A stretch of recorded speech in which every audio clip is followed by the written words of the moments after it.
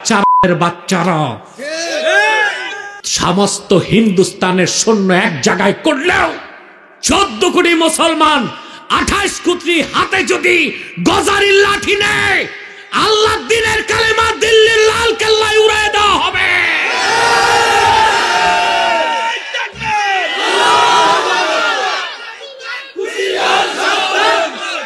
মমতা ব্যানার্জি বাংলাদেশের স্বাধীনতার বিরুদ্ধে যে বক্তব্য দিয়েছে, 24 ঘন্টার মধ্যে পররাষ্ট্র উপদেষ্টাকে ভারতের রাষ্ট্রদূতকে তলব করে শোকজ করতে হবে, নতুবা বাংলাদেশের মানুষ ভারতের যে দূতাবাস আছে তা ঘেরাও করবে, প্রত্যেকটা ইটকে আলাদা করে দিবে বাংলাদেশের মুসলমান।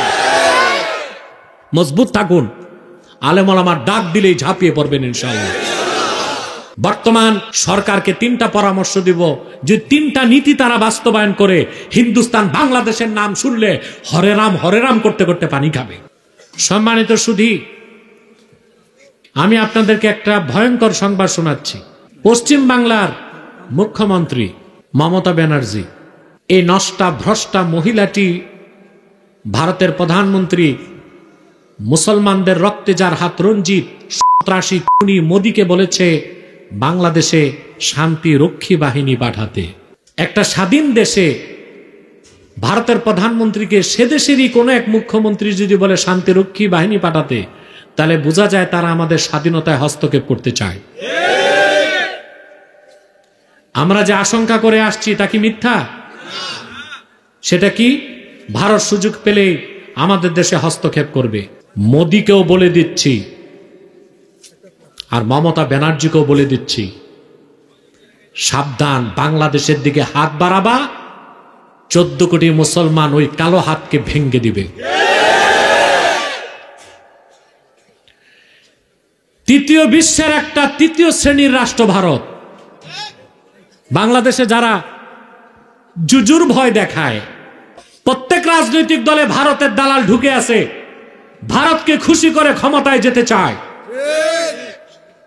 তাদেরকে বলছি, ভারত প্রীতি যাদের মধ্যে থাকবে বাংলাদেশ থেকে তাদেরকেও ঝাড়ু ঝাঁটা দিয়ে নির্বাসিত করা হবে।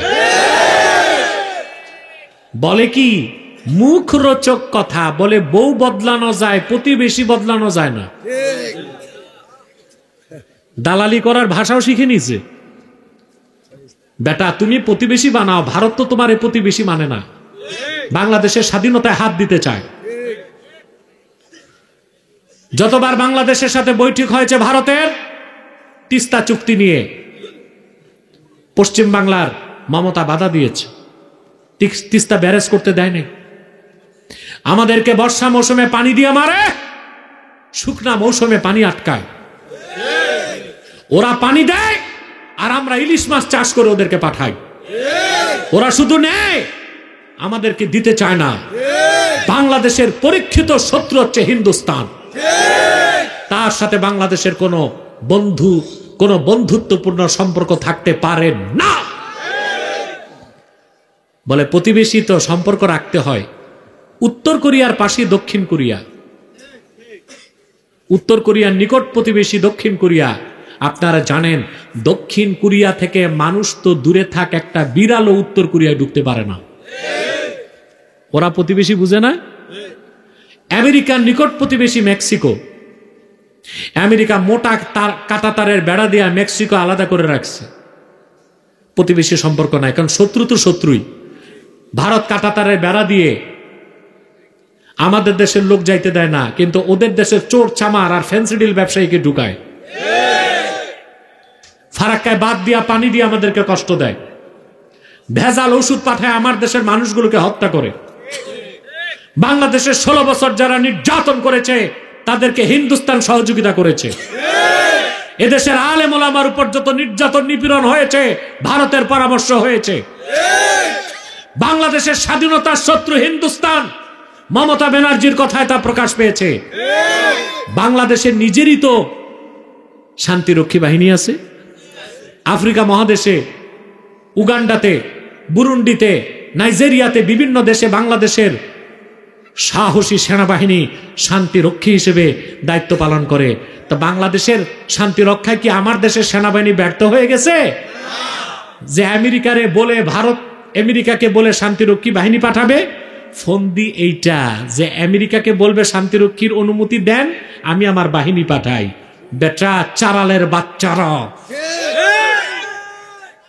সমস্ত হিন্দুস্তানের সৈন্য এক জায়গায় করলেও 14 কোটি মুসলমান 28 কোটি হাতে যদি গজারির লাঠি নেয়, আল্লাহ দিনের কালেমা দিল্লির লাল কেল্লায় উড়ায় দেওয়া হবে।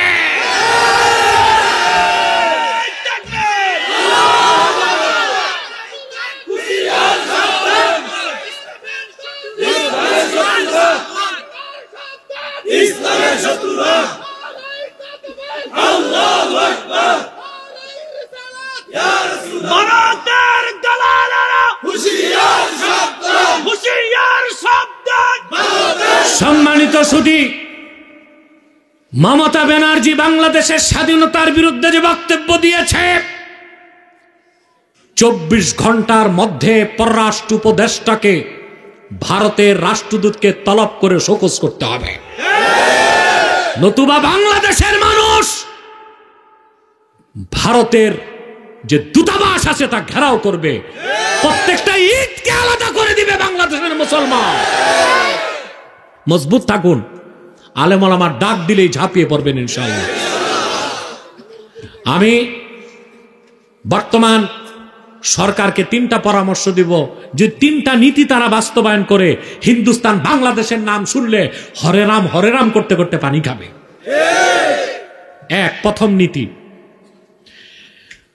ভারতের বাংলাদেশের পাশে হচ্ছে শিলিগুড়ি করিডোর, চিকেন নেক বলা হয়। লালমনিরহাট একটা এয়ারপোর্ট আছে, ব্রিটিশ আমলে 1931 সালে করা হয়েছিল। এই এয়ারপোর্টটা বন্ধ। আমি সরকারকে বলবো, লালমনিরহাটের সেই এয়ারপোর্ট থেকে মাত্র 12 কিলোমিটার দূরে চিকেন নেক। আমি বলবো বর্তমান সরকারকে, আপনারা বাংলাদেশ বিমান বাহিনীকে সেখানে ঘাঁটি করে দিন। তার মাত্র 3 মিনিটের মাথায় ওই এয়ারপোর্ট থেকে বাংলাদেশ যারা এয়ারফোর্স, তারা চিকেন নেককে কেটে দিলে, আঘাত করলে ভারত থেকে 7 সিস্টার আলাদা হয়ে যাবে। ভারত কখনো বাংলাদেশের দিকে তাকাবার সাহস পাবে না। 2, ভারতের চিরশত্রু চায়নার সাথে আমি বলবো বর্তমান সরকারকে সামরিক চুক্তি করতে। 3, সমস্ত আমদানি রপ্তানি বন্ধ করে বাংলাদেশের উচিত অন্য কোন রাষ্ট্র, অন্য যে রাষ্ট্রগুলো আছে তাদের সাথে বাণিজ্য চুক্তি করা। এই 3টা নীতি যদি বর্তমান সরকার বাস্তবায়ন করতে পারে, ভারত চোখ তুলে তাকাবে তো দূরে থাক, বাংলাদেশের নাম শুনলে ও পানি খাবে, ভারতের প্রধানমন্ত্রী নরেন্দ্র মোদী। কিন্তু প্রশ্ন হচ্ছে, এই সাহসী পদক্ষেপগুলো বর্তমান সরকার গ্রহণ করতে পারবে কিনা, এটি আমাদের প্রশ্ন। কারণ যত উপদেষ্টা বলা ঠিক না, সব মেরুদণ্ডহীন। অতএব জনগণ কি সিদ্ধান্ত নিতে হবে, কি করতে হবে।